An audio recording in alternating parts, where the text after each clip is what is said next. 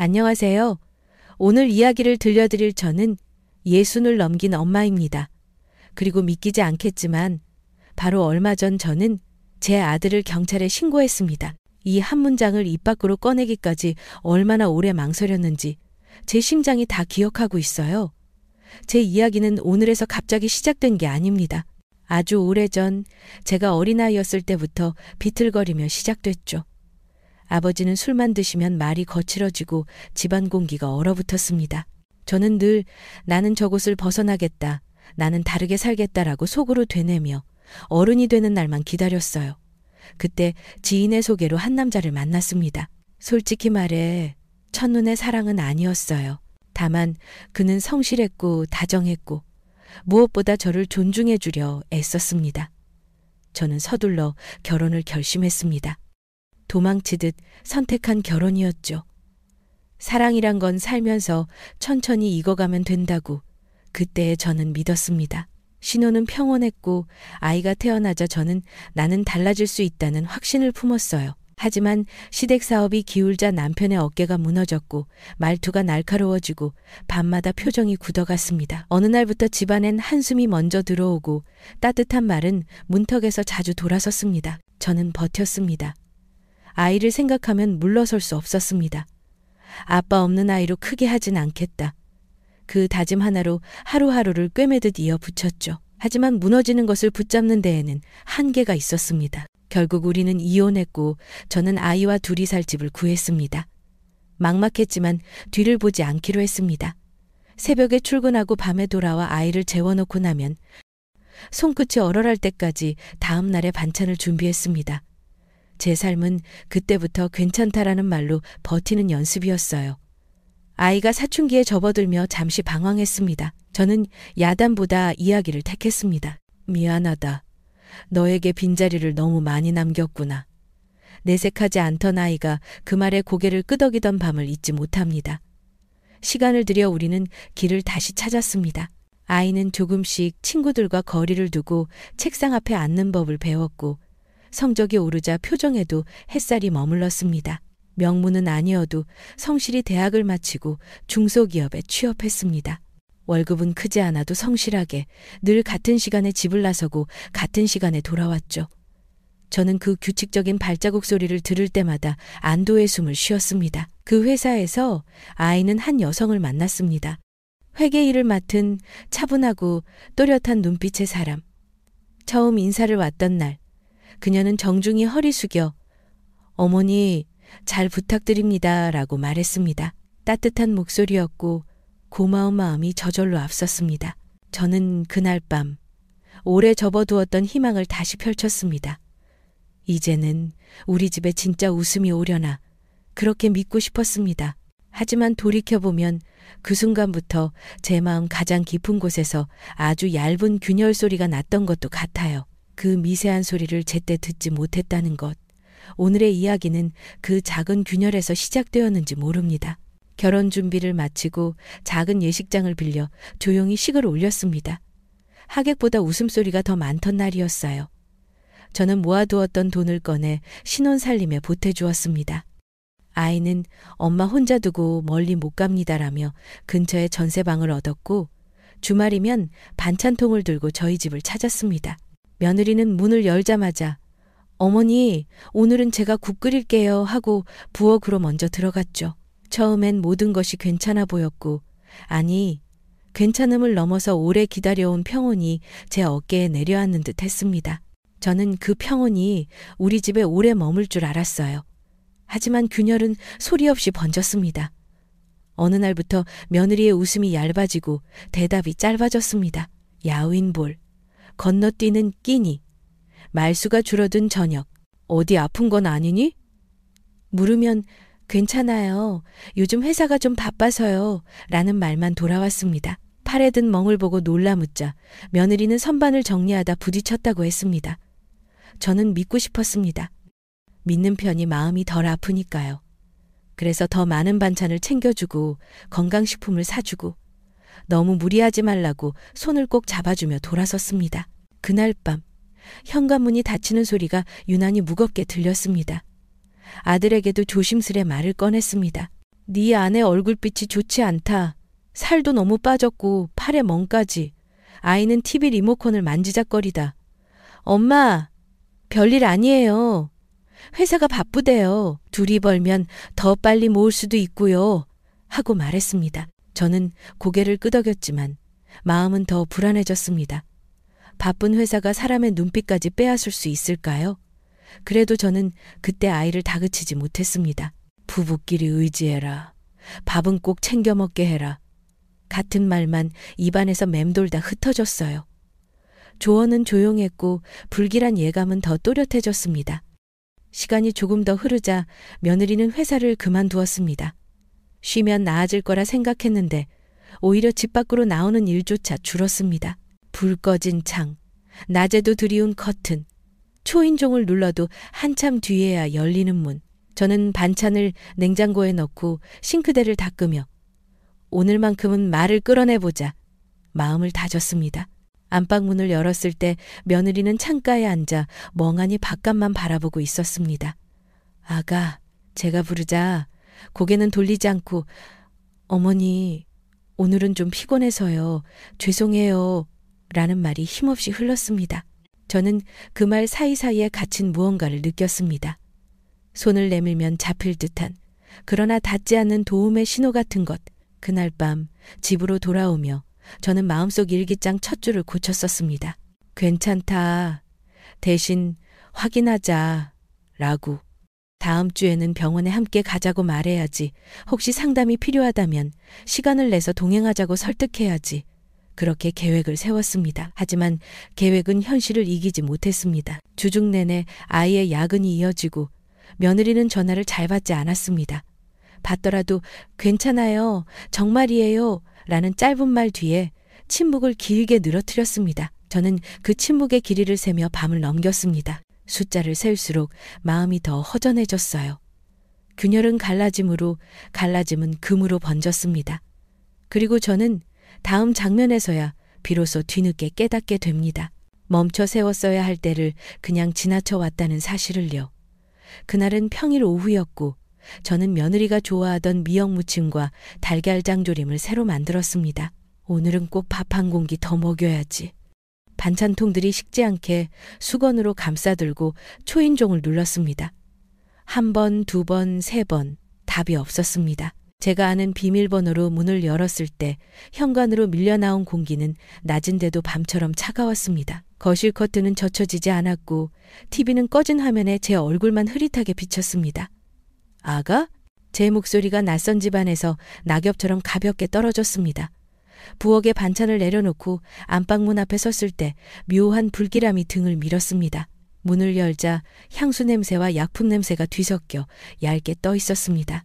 침대 옆 바닥에 작은 알약들이 흩어져 있었고 며느리는 창가 쪽으로 몸을 기댄 채 눈을 감고 있었습니다. 저는 달려가 이름을 불렀지만 대답은 없었습니다. 손등이 이상하리만큼 차가워서 저는 그제야 심장이 쿵하고 내려앉는 소리를 들었습니다. 아가, 제발. 손바닥으로 볼을 가볍게 두드리고 호명하고 몸을 흔들었습니다. 간신히 손이 떨리는 걸 멈추며 119를 눌렀고 목소리를 가다듬어 주소와 상황을 말했습니다. 분 단위로 느리게 흐르던 시간이 사이렌 소리와 함께 갑자기 골목을 달려왔습니다.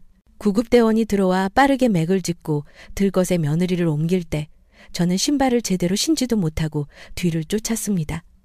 병원 복도는 늘 그렇듯 차갑고 바빴습니다. 저는 반쯤 구겨진 반찬 봉투를 품에 안고 불러도 대답하지 않는 문들을 번갈아 보았습니다. 누군가 제게 보호자 동의서에 서명을 부탁했고 저는 이름 석자를 적는 데조차 손이 여러 필요했습니다. 흰 문이 닫힌 뒤 긴 의자에 앉은 시간은 시계 바늘이 멈춘 듯 했어요. 조금만 더 빨리 왔더라면. 같은 문장들이 서로의 꼬리를 물고 제 머릿속을 맴돌았습니다. 결과는 짧은 말 몇 마디로 전해졌습니다. 최선을 다했습니다. 안타깝습니다. 저는 그 말을 한 글자씩 삼키며 고개를 끄덕였고 배웅하듯 손을 모았습니다.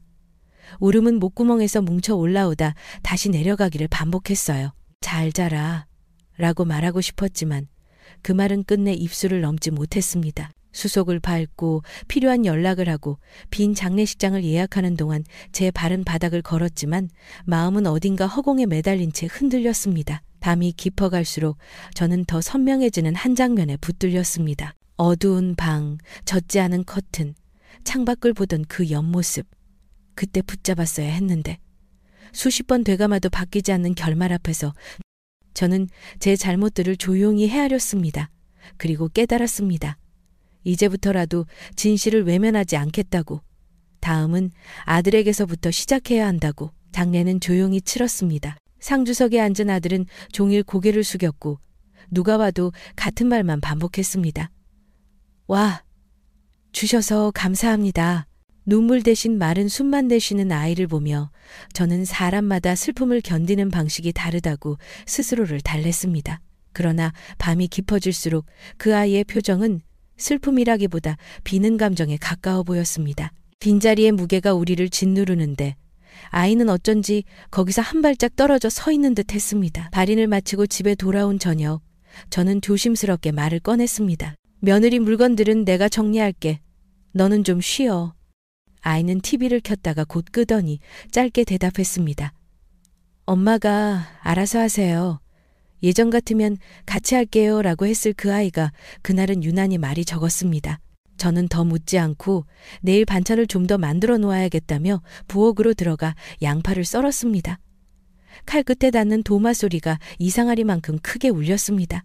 다음 날 저는 반찬통과 쓰레기 봉투, 고무장갑을 챙겨 아이의 집으로 갔습니다. 초인종은 금세 열렸지만 실내는 오래 비워둔 방처럼 차분했습니다. 싱크대에는 컵 하나가 엎어져 있었고 식탁 위엔 마시다만 생수가 반쯤 남아 있었습니다. 저는 먼저 냉장고를 닫고 안방 옷장을 열었습니다. 정리에 걸린 옷들 사이로 며느리의 삶이 조용히 드러났습니다. 소매가 다른 가디건, 실밥이 조금 풀린 블라우스, 조심스레 접힌 앞치마. 화장대 서랍을 열자 비어있는 파우더 케이스, 거의 닳아 사라진 립밤, 약 봉투 몇 장이 뒤섞여 있었습니다. 저는 약 봉투에 적힌 날짜를 한 장씩 훑어보며 그 아이가 견뎠을 시간을 마음속으로 세웠습니다. 옷가지 밑바닥을 드러내며 서랍을 들어 올렸을 때 얇은 표지의 공책 하나가 손끝에 걸렸습니다. 잔잔한 꽃무늬가 그려진 손바닥만한 다이어리였습니다. 처음엔 일정표인가 했지만 표지를 넘기려다 공책 사이에서 얇은 종이 한 장이 툭 떨어졌습니다. 진료 안내라고 적힌 병원 브로슈어였습니다. 저는 그 종이를 다시 끼워 넣고 손끝으로 다이어리의 모서리를 쓸었습니다. 그 순간 알 수 없는 싸늘함이 손바닥에 번졌습니다. 주저하고 싶었습니다. 그러나 이제는 외면하지 않겠다고 장례식장 의자에서 스스로에게 약속했지요. 저는 의자에 앉아 숨을 고르고 첫 장을 펼쳤습니다. 페이지 상단엔 또렷한 글씨로 날짜가 적혀 있었고 그 아래에는 짧은 문장이 반복되어 있었습니다. 오늘도 괜찮다.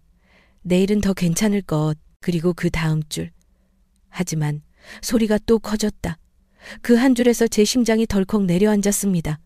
저는 침을 한번 삼키고 다음 페이지를 넘겼습니다. 이제부터 읽어야 할 것들이 우리 집의 어제와 오늘을 바꿔놓을 거라는 예감이 조용히 그러나 분명하게 다가왔습니다. 첫 장은 조심스러운 고백으로 시작했습니다.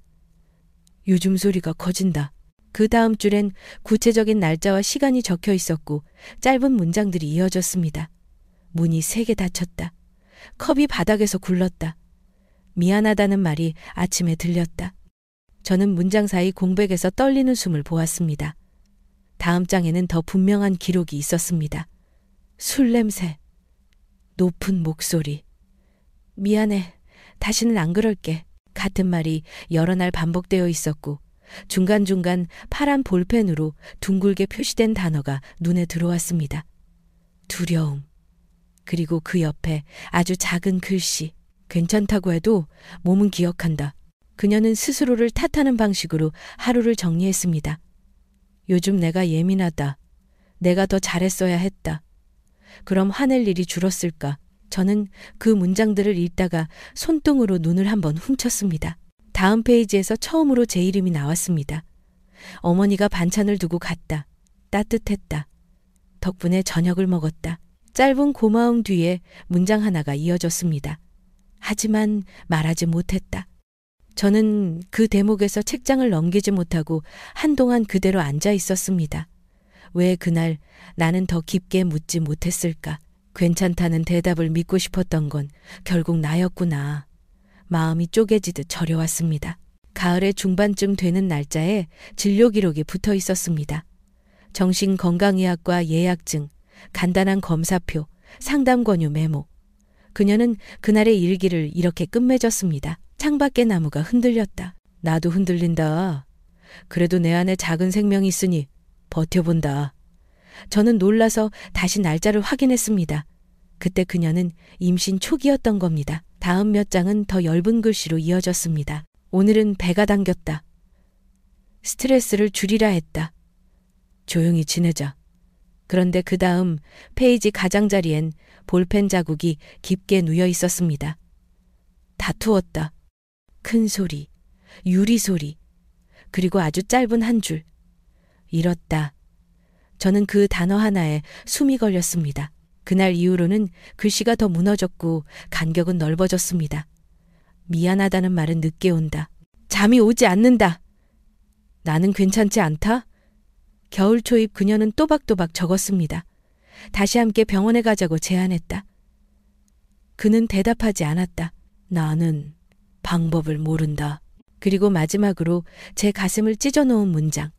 어머니에게 말하고 싶다. 하지만 나 때문에 어머니가 더 아프실까봐 혀가 움직이지 않는다. 저는 그 문장을 소리내어 읽고 말았습니다. 방 안은 조용했고 다이어리는 제 손에서 작게 떨렸습니다. 그때 저는 뒤로 물러날 수 없다는 걸 알았습니다. 사실을 확인해야 했고 아이에게 묻지 않으면 아무것도 달라지지 않는다는 것도 분명했습니다. 저는 다이어리를 가방에 넣고 숨을 고르고 현관으로 향했습니다. 이제 이 집의 침묵과 내 마음의 침묵을 동시에 끝내야 했습니다. 저녁 무렵 저는 다이어리를 가방에 넣고 곧장 아이의 집으로 향했습니다. 문을 열고 들어가자 거실엔 불빛만 켜져 있고 테이블 위에 컵 하나가 엎드려 있었습니다. 저는 신발을 벗으며 숨을 한번 고르고 아이를 불렀습니다. 창호야. 아이는 방에서 나와 제 눈을 잠깐 피했습니다. 저는 돌아가고 싶은 마음을 억지로 눌렀습니다. 이제는 돌아서지 않겠다고 다짐했으니까요. 저는 가방에서 다이어리를 꺼내어 조용히 테이블 위에 올렸습니다. 표지가 부딪히는 작은 소리가 집안을 가로질렀습니다. 이게 뭐예요? 아이가 묻자 저는 페이지를 펼쳐 날짜가 밝힌 곳을 가리켰습니다. 너희 집의 기록이야. 네 아내가 남긴 하루하루. 아이는 잠깐 굳어있더니 짧게 웃었습니다. 엄마, 그건 아시잖아요. 요즘 사람들 힘들면 그런 거 써요. 과장도 하고. 저는 아이의 말을 끊었습니다. 과장이라고? 제 목소리가 제가 아는 목소리보다 낮고 단단했습니다. 여기엔 병원 예약증이 있고 상담 권유 메모가 있고 그날 있었던 일이 시간까지 적혀 있어. 그리고 아이의 눈이 아주 잠깐 흔들렸습니다. 그건 둘이 상의해서 또다시 변명이 입을 열려 할 때 저는 처음으로 아이의 팔을 붙잡았습니다. 안 했으면 좋겠다는 말 이제 그만하자. 아이의 어깨가 움찔했지만 금세 굳어졌습니다. 엄마가 뭘 알아요. 집안일은 집안에서 해결하는 거예요.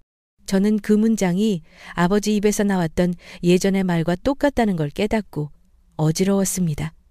제 입술이 먼저 탁 하고 터졌습니다. 집안에서 해결한다는 이름으로 누군가를 다치게 하고 침묵을 강요하고 기록을 찢어버리면 그건 해결이 아니라 은폐야. 아이는 시선을 떨구고 낮게 중얼거렸습니다. 술 마시면 사람 말이 커질 수 있죠. 하지만 때린 건 그 순간 저는 다이어리 한 장을 힘없이 젖혀 보여주었습니다. 유리소리, 미안하다는 말, 팔의 멍, 제 눈물이 그 문장들에 떨어졌습니다. 저는 깊게 숨을 들이켰습니다. 나는 엄마야. 네 편이 되고 싶었어. 하지만 그건 네 편만 되는 게 아니야. 잘못을 바로잡아 네가 사람답게 살도록 돕는 게 진짜 네 편이 되는 거야. 아이의 입술이 굳었습니다. 엄마, 정말 신고라도 하시게요? 그 질문이 방 안의 마지막 공기를 깨트렸습니다. 저는 주머니에서 휴대폰을 꺼냈습니다. 손가락이 떨렸지만 방향은 확실했습니다. 그래, 오늘은 침묵을 멈출 거야. 112의 연결음이 울리는 동안 아이의 얼굴에 여러 표정이 스쳤습니다. 놀람, 분노, 그리고 아주 짧은 순간의 두려움. 저는 그 표정까지 모두 보았습니다. 경찰이 도착했을 때 저는 다이어리를 건넸습니다. 기록입니다. 목소리가 낯설 만큼 또렷했습니다. 절차에 대한 설명이 이어지는 동안 아이는 고개를 떨군 채 말이 없었습니다. 저는 심장이 가슴을 두드리는 소리를 그대로 들으며 손바닥을 맞잡았습니다. 지금 이 선택이 우리를 어디로 데려가든 돌아가지 않겠다. 현관문이 닫히고 집안이 조용해졌을 때 저는 의자에 앉아 한참을 숨만 쉬었습니다. 아들의 그림자가 복도 끝에 길게 늘어졌고 저는 그 그림자에게 속삭이듯 말했습니다. 늦었지만 이제라도 시작하자. 너도 나도. 조사가 시작되자 집안의 공기는 한층 더 무거워졌습니다. 경찰서 대기 의자에 앉아 있으면 벽시계 초침 소리가 유난히 크게 들렸습니다. 저는 다이어리와 병원 예약증, 상담 권유 메모를 투명 파일에 끼워 제출했고 담당 수사관은 차분한 목소리로 하나씩 확인했습니다. 당시 멍을 보셨다는 날짜가 여기 일기와 맞나요? 저는 숨을 고르고 고개를 끄덕였습니다. 그날 저는 반찬을 가져갔고 며느리는 팔을 소매로 가렸어요. 저는 그걸 그냥 넘어갔습니다. 말끝이 떨리자 수사관은 고개를 숙여 메모했습니다. 저는 또 한 번 내 마음속 얕은 변명을 밀어냈습니다. 괜찮다는 말에 기대 살던 시간이 오늘의 이 방으로 데려왔다는 사실을 인정해야만 했으니까요. 조사는 며느리의 병원 기록과 약 처방 내역, 통화 문자 기록으로 확장됐습니다. 의사는 스트레스성 불면과 불안 증상이라는 단어를 조용히 확인해 주었습니다. 이웃 주민은 밤늦게 들리던 고성, 깨지는 소리, 다음날 엘리베이터에 남아있던 유리 파편에 대해 진술했습니다. 저는 그 진술을 들으며 눈을 감았습니다. 떠올리기 싫은 장면들이 순서대로 나타났다가 사라졌고 마지막엔 며느리가 작은 목소리로 괜찮아요를 말하던 얼굴이 남았습니다. 그 괜찮아요 가 사실은 도와주세요 였다는 것을 이제야 알아듣는 제 자신이 너무 늦게 깨어난 사람처럼 느껴졌습니다. 친정 쪽 몇몇 친척은 전화를 걸어왔습니다. 아무리 그래도 어떻게 자식을 신고하니? 저는 한동안 대답을 찾지 못했습니다. 그러다 아주 조용히 그러나 분명히 말했습니다. 사람을 다치게 한 다음에 가족이라는 단어 뒤에 숨으면 그건 가족이 아니에요. 며느리는 제 딸이기도 했습니다. 전화를 끊고 현관에 기대섰을 때 신발장 위에 올려둔 조그만 위패 사진이 제 시선을 붙잡았습니다. 저는 그 사진을 조심스레 내려 거실 창가에 두고 두 손을 모았습니다. 늦게 알아서 미안해. 그래도 이제는 끝까지 갈게. 며칠 뒤 검찰 송치 소식을 들었습니다. 죄목에는 협박과 상습 폭행, 임신 중 폭행으로 인한 유산 혐의가 기재돼 있었습니다. 살인에 대해서는 직접 증거가 부족하다는 단서가 붙었습니다. 저는 서류의 활자들을 한 글자씩 더듬었습니다. 마음 한편이 무너지는 소리와 함께 다른 한편에 아주 작은 기둥이 세워지는 느낌이 들었습니다. 적어도 여기까지는 왔다. 진실의 모양이 완벽하지 않더라도 마침내 빛이 닿는 곳이 생긴 것이었습니다. 그날 밤 저는 며느리의 산소를 찾아가 오래 앉아 있었습니다. 바람이 낮게 지나가고 솔잎이 부딪히는 소리가 잔잔하게 들렸습니다. 너를 지키지 못해서 미안해. 하지만 네가 남긴 기록으로 우리는 여기까지 왔어. 저는 손바닥으로 비석 가장자리를 한번 쓸었습니다.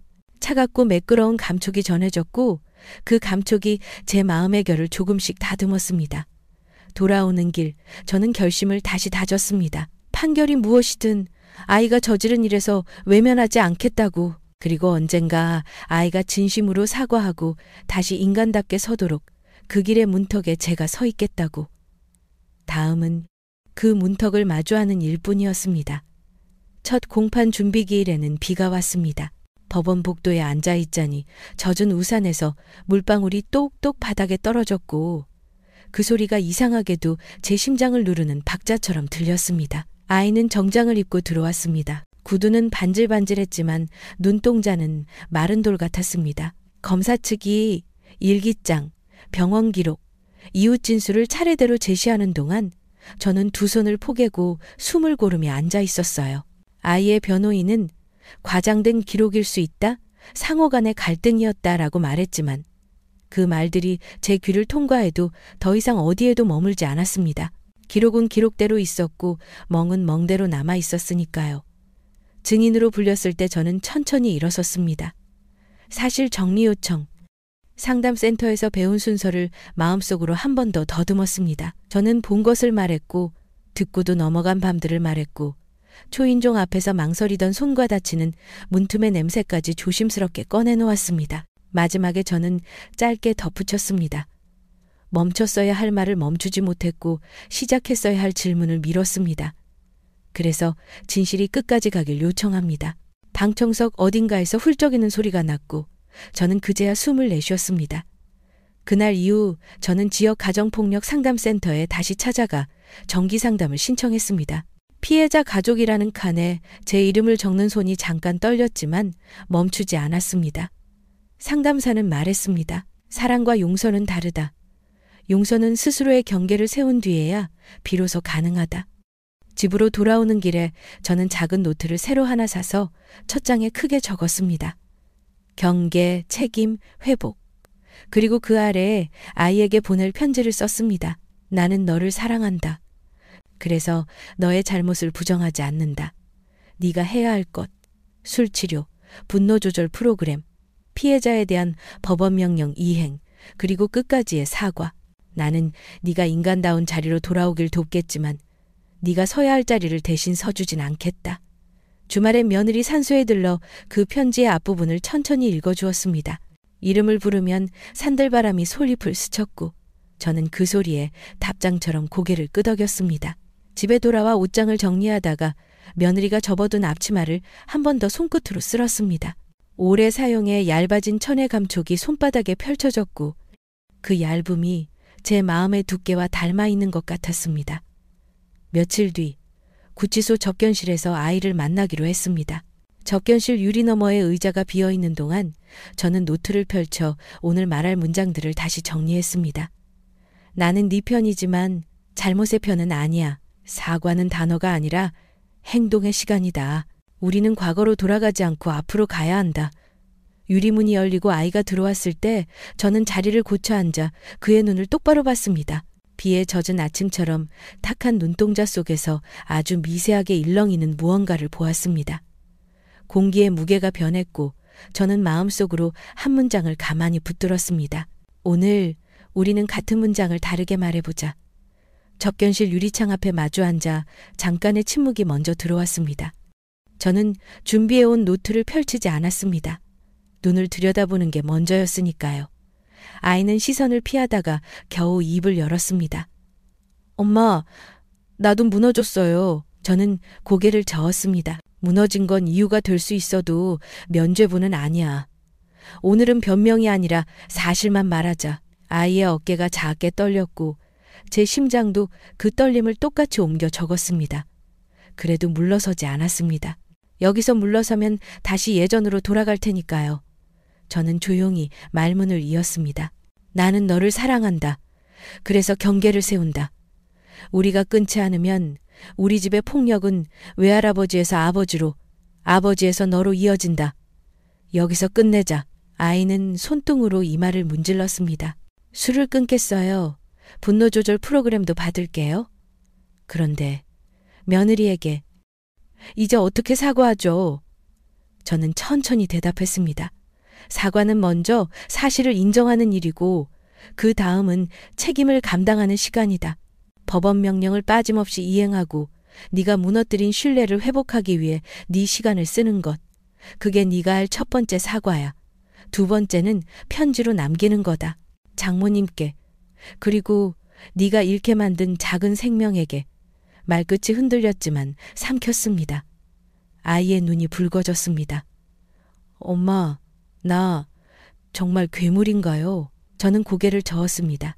괴물로 남을지 사람으로 돌아올지는 네가 오늘부터 뭘 하느냐에 달렸다. 저는 노트를 꺼내 4가지를 적어 건넸습니다.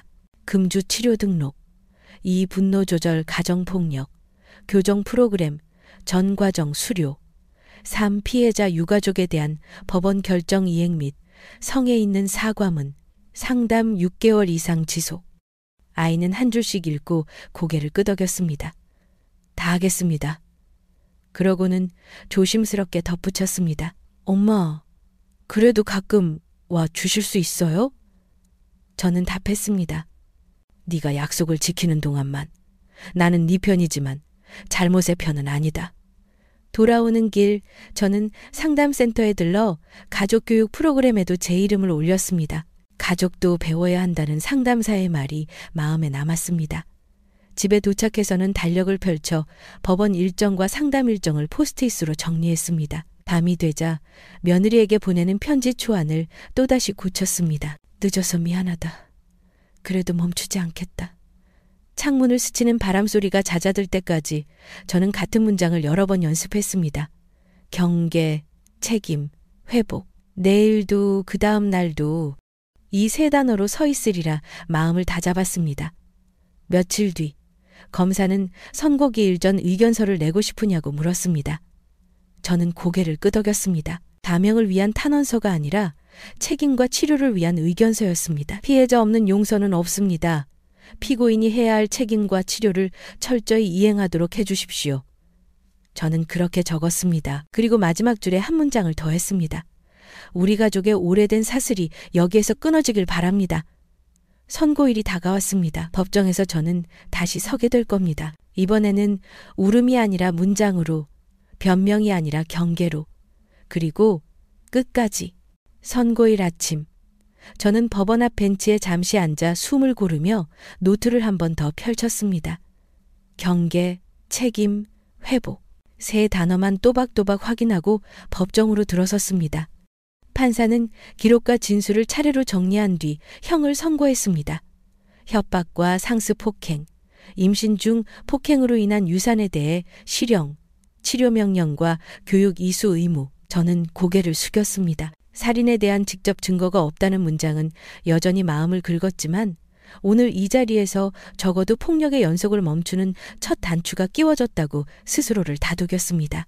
아이는 항소 여부를 묻는 말에 대답하지 못했고 저는 유리창처럼 맑고 단단한 목소리로 말했습니다. 책임부터 다하자. 그 다음이 무엇이든 우리는 거기서부터 시작하자.